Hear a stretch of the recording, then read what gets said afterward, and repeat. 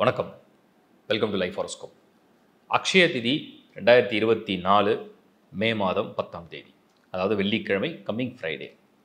இது இந்த வருஷத்துக்கு 2024 உள்ள பிளானட்டரி பொசிஷனுக்கு இந்த அக்ஷய திதியில் உங்கள் ராசிக்கு நீங்கள் ஏதோ ஒரு பொருள் இல்லை ஒரு செயல் ஏதோ ஒன்று செய்கிறீங்க. அதனால் உங்கள் லக்கை எப்படி ஆக்டிவேட் பண்ணலாம் அப்படின்னு நான் தனித்தனியாக ஒவ்வொரு ராசிக்கும் கொடுத்துட்றேன். இந்த வீடியோ ஃபுல்லாக பாருங்கள், ஏன்னா வீடியோட எண்டில் இதை பற்றின சில எக்ஸ்ப்ளனேஷனும் கொடுக்குறேன். ஸோ என்ன பொருள் வாங்கலாம், இல்லை ஏதாவது ஒரு செயல் செஞ்சால் அந்த அக்ஷய திதியை நீங்கள் கனெக்ட் பண்ணிட்டீங்கன்னா லக் ஆக்டிவேட் ஆச்சுன்னா அது money, luck or lottery or jackpot or some wishes will come true. உங்களுடைய ஏதோ ஒரு ஆசை, விருப்பம் ஏதோ இருக்குது, அது அக்ஷய திதி அன்னைக்கு எப்படி உங்கள் ராசிக்கு நீங்கள் மேட்ச் பண்ண முடியுன்றதை டீட்டெயிலாக பார்ப்போம். கடக ராசி. கடக ராசியை பொறுத்த வரைக்கும் கடகத்துக்கு அதிபதி சந்திரன். சந்திரன் உச்சம் அடைஞ்சாதான் அக்ஷய திதி. ஏன் சந்திரன் நீங்கள் கேட்பீங்க, எல்லா மாதமும் சந்திரன் உச்சம் அடைகிறாரு, எல்லா மாதமும் ரிஷப ராசியில் அப்படி சந்திரன் உலா வராரு, ஏன் இந்த பர்டிகுலர் டேயில் நீங்கள் சொல்கிறீங்க அப்படின்னு கேட்குறீங்க. அக்ஷய திதி அப்படிங்கிறது சூரியனும் உச்சமாக இருந்து சந்திரனும் உச்சமாக இருக்கிறது. அதாவது மாத்ருகாரனும் உச்சமாக இருக்கும், பித்ருகாரனும் உச்சமாக இருக்கும். அப்போ சூரியன் உச்சமாக இருக்கிற மாதம் ஒரு வருடத்தில் ஒரே ஒரு மாதம், சித்திரை மாதம். இங்கிலீஷில் நம்ம எடுத்தோம்னா 15th ஏப்ரல்லேருந்து 15th மேக்குள்ளே அப்ராக்சிமேட்லி. அப்போ சூரியன் உச்சம் அடைந்து இருக்கும் பொழுது சந்திரன் உச்சம் அடைகிறார், அதுதான் அக்ஷய திதி. இது கடகத்துக்கு ரொம்ப ரொம்ப ஃபேவர் எப்போவுமே.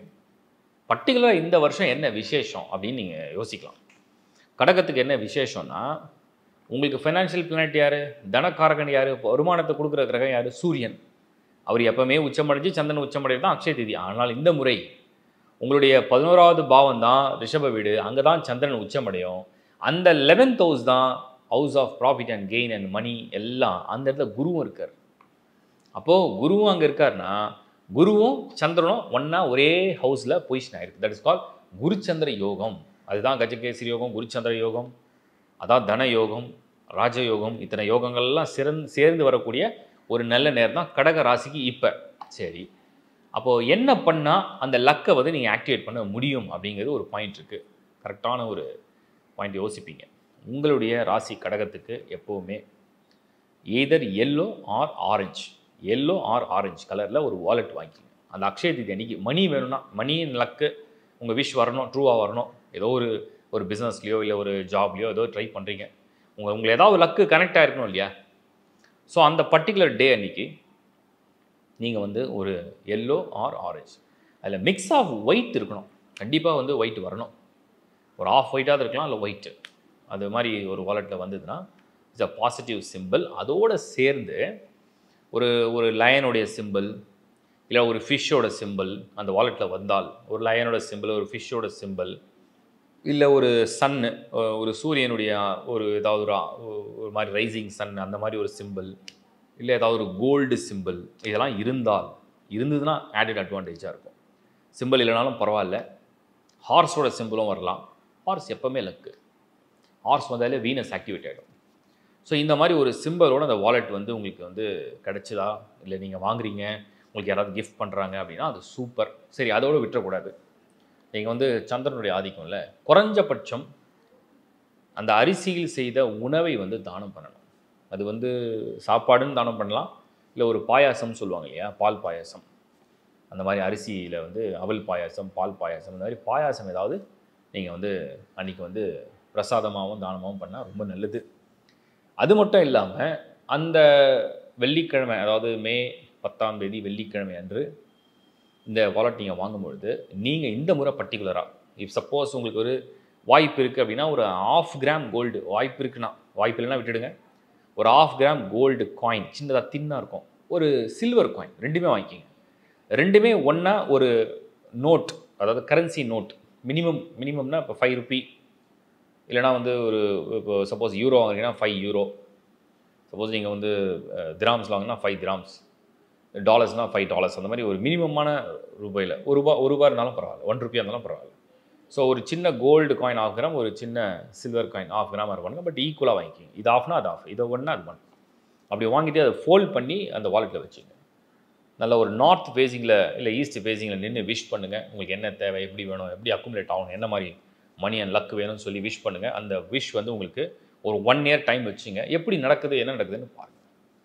ஸோ உங்களுக்கு நல்லபடியாக நடக்கும், நல்ல ஒரு அமைப்பு ஏற்படும், நல்ல ஒரு லக் வரும் நான் நம்புகிறேன். வாழ்த்துக்கள். இப்போ நீங்கள் இந்த வீடியோ பார்க்கும்பொழுது உங்களுக்கு வந்து நிறைய பேருக்கு நிறைய குழப்பங்கள் வரும். இது அக்ஷய திதி அன்னைக்கு மட்டும்தான் பண்ணணுமா? அதாவது வெள்ளிக்கிழமை மட்டும்தானா? வெள்ளிக்கிழமை மட்டும்தான். அன்றைக்கி தான் அந்த சூரியனும் சந்திரனும் உச்சம். சந்திரன் வந்து 2 நாள் உச்சமாக இருக்கும், இருந்தாலும் அந்த பர்டிகுலர் டேயில் உள்ள ஸ்டாரில் அதுக்கு ஒரு வேல்யூ இருக்குது. அடுத்தது இன்னொரு கேள்வி இருக்கும், இது ராசிக்கா லக்னத்துக்கான்னு நிறைய பேர் குழப்பிக்கிங்க. மோஸ்ட்லி ராசியை வந்து டாமினேட் பண்ணிட்டு வந்த முறை ராசிக்கு நீங்கள் ஃபாலோ பண்ணிக்கங்க. இதை வந்து உங்கள் பேர்த் சார்ட்லாம் நீங்கள் கம்பைன் பண்ணிக்க வேணாம். இது இப்போ கோச்சார், ஏன்னா வருஷம் அக்ஷய திதி வரும். இது கோச்சார பலன்களில் உங்களுடைய சந்திரனுடைய ராசிக்கு தான் இந்த ப்ரிடிக்ஷனை நான் கொடுக்குறேன். ஸோ இது வந்து உங்கள் ராசிக்கு நீங்கள் ஃபாலோ பண்ணீங்க. 2வது விஷயம். 3வது, உங்கள் பேர்த் சார்ட்டில் எந்த தசாபுதி நடந்தாலும் அதை பற்றி இது கவலை இல்லை. இது ஜஸ்ட் ஃபார் லக் ஆக்டிவேஷன். சரி, உடனே கேட்பீங்க, இதெல்லாம் பண்ணால் கண்டிப்பாக நடக்குமா? இதெல்லாம் செலவு பண்ணி போய் இதெல்லாம் வாங்குகிறோம். இதெல்லாம் நம்பிக்கை, உங்களுடைய உணர்வு, உங்களுடைய புரிதல், ப்ளஸ் உங்களுக்கு அஸ்ட்ராலஜியில் உள்ள ஃபெய்த், இதெல்லாம் பேஸ் பண்ணி தான். ரொம்ப சிம்பிளாக ஒரு விஷயம் நான் சொல்கிறேன். உங்களுக்கு வந்து ஏதோ ஒரு கோயில்லையோ இல்லை ஏதோ ஒரு பொது இடத்துலையோ இல்லை ஒரு பெரிய மனிதர் உங்களுக்கு ஒரு பிரசாதமோ இல்லை ஒரு கிஃப்ட் கொடுக்குறாரு. உங்கள் மைண்டில் பாசிட்டிவான திங்கிங்கோட இது முழுமையாக எனக்கு பலன் பலிக்கும் அப்படின்னு நினச்சி நீங்கள் அந்த பிரசாதத்தை சாப்பிட்டீங்கன்னா நிச்சயமாக உங்கள் வேண்டுதல் பலிக்கும். ஏன்னா உள் உணர்வு வெளியில் இருக்கிற அந்த பொருளோட அது வந்து தொடர்படையும் போது அதுக்கு ஒரு ரியாக்ஷன் இருக்குது. சப்போஸ் சில பேர் என்ன பண்ணுவாங்கன்னா, உள்ளே வந்து தாட் வந்து நெகட்டிவாகவோ இல்லை வந்து அட்வர்ஸாகவோ இல்லைனா வந்து ஒரு மாதிரி அது நம்பிக்கை இல்லாமையோ ஒரு விஷயத்தை செய்யும் பொழுது அது நடக்காமல் கூட போகலாம். ஸோ எதை செய்தாலும் முழுமையான நம்பிக்கை, முழுமையான ஈடுபாடு இருந்தால் மட்டும் இதை செஞ்சு ஃபாலோ பண்ணுங்கள். நம்பிக்கை இல்லை, முழுமையான ஈடுபாடு இல்லை, விட்டுடுங்க. இதான் தெளிவாக சொல்லிடுறேன். ஏன்னா இது எல்லாமே வந்து உங்களுடைய உணர்வோடு கலந்து தான், ஒரு பொருளை உங்கள் உணர்வோடு கலக்கும் பொழுது தான் அதுக்கு பலன் படிக்கும். அடுத்தது இந்த வீடியோ மூலிமா நான் சொல்ல விரும்புகிறது, இந்த அக்ஷய திதியில் முடிஞ்ச அளவுக்கு இனிப்புகள் தானம் பண்ணுங்கள். அட்லீஸ்ட் நல்ல உணவு டொனேட் பண்ணுங்கள். அது எல்லாருக்குமே நான் காமனாக சொல்கிறேன். அது ரொம்ப நல்ல விஷயத்தை ஏற்படுத்தும். அதுக்கப்புறம் ஏதாவது ஒரு இது வரைக்கும் நீங்கள் வந்து யாருக்கும் எந்த ஒரு ஹெல்ப்பும் பண்ணதில்லை அப்படின்னு நினச்சா, நிறைய பேர் பண்ணுவீங்க. சில பேர் மந்த்லி ஹெல்ப் பண்ணுறாங்க, சில பேருக்கு வீக்லி, சில பேர் வருஷத்துக்கு ஒரு வாட்டி, சில பேருக்கு பர்த்டே அன்றைக்கி மட்டும் ஹெல்ப் பண்ணுவீங்க. புவர்ஸ்க்கெலாம் நீங்கள் ஹெல்ப் பண்ணுவீங்க, சாப்பாடு டொனேட் பண்ணுவீங்க, துணி கொடுப்பீங்க, படிக்க வைப்பீங்க, எவ்வளோ பண்ணுறீங்க. நிறைய பேர் இருக்குது, மெசேஜாகவும் வந்திருக்கு, நிறைய பேர் கேள்வியும் பட்டிருக்கேன். ஹெல்ப் பண்ணுறதை வெளியில் சொல்லாதீங்க. அதே மாதிரி இந்த அக்ஷய திதி அன்றைக்கி உங்களால் முடிஞ்சதுன்னா உங்கள் கண்ணு முன்னாடி இருக்கக்கூடிய ஏதாவது ஒரு புவர் ஃபேமிலி ஆர் ஏதாவது ஒரு புவர் பர்சன், அவர் ஆண், பெண், குழந்தைகள், பெரியவர்கள் யாராக இருந்தாலுமே அவங்க மனம் குளிர்ற மாதிரி ஏதாவது ஒரு சின்ன பரிசு அவங்களுக்கு அன்பளிப்பாக கொடுங்க. அது மூலிமா ஒரு பிளெஸ்ஸிங் வாங்கிக்கோங்க. கடவுள் உங்களை பரிபூர்ணமாக ஆசீர்வதிப்பார். முடிஞ்சால் அன்றைக்கி ஏதாவது ஒரு டெம்பிளில் போய் ஜஸ்ட்டு நீங்கள் வந்து லைனில் நின்று சாமி தரிசனம் பண்ண முடியல, க்ரௌடாக இருந்தாலும் பரவாயில்ல, ஏதாவது ஒரு டெம்பிளில் போய் ஒரு 10 நிமிஷம் நில்லுங்க. வலம் வர வாய்ப்பு இருந்ததுன்னா வலம் வாங்க. 3 டைம்ஸ் வலம் வாங்க, 3 முறை அதை பண்ணுங்கள். ஒரு 10 நிமிஷம் நில்லுங்க, ஒரு 10 நிமிஷம் உட்காருங்க. அதுக்கப்புறம் ஏதாவது மெடிடேட் பண்ண முடிஞ்சால் மெடிடேட் பண்ணுங்கள். க்ரௌடு இருந்தாலும் கூட இதில் உங்களுக்கு தரிசனம் கிடைக்குதுன்னா செய்யுங்க, ஒரு நல்ல பலன் கிடைக்கும். இதெல்லாம் அதாவது நான் சொல்கிற இந்த டிப்ஸு, அதாவது ஒவ்வொரு ராசிக்கும் என்னென்ன பண்ணலாம், இதெல்லாம் வாங்கிட்டு கோயிலுக்கு போங்க. இதெல்லாம் வாங்கிட்டு போயிட்டு நீங்கள் அந்த கோயிலில் வச்சு எல்லாம் பண்ணிவிட்டு அப்புறம் யூஸ் பண்ண ஆரம்பிங்க. நல்ல ஒரு பலன் நடக்கட்டும். உங்கள் எல்லாருக்கும் லக் ஆக்டிவேட் ஆகட்டும். உங்கள் எல்லாருக்கும் நீங்கள் வேண்டது நடக்கட்டும். உங்கள் எல்லாருக்கும் நீங்கள் கேட்டது கிடைக்கட்டும். இந்த வீடியோ உங்களுக்கு பிடிச்சதா லைக் பண்ணுங்கள், ஷேர் பண்ணுங்கள். நிறைய உங்கள் நண்பர்களோட உறவுகளோட பகிர்ந்துங்க. ஏன்னா எல்லாருக்கும் பயன்படட்டும், அந்த பலன் வந்து எல்லாருக்கும் பயன்படட்டும். ஸோ மறுபடியும் உங்களை ஒரு தடவை சந்திக்கிறேன் லைஃப் ஹாரோஸ்கோப் சார்பாக. Thank you. By from Shankar Narayan. வணக்கம்.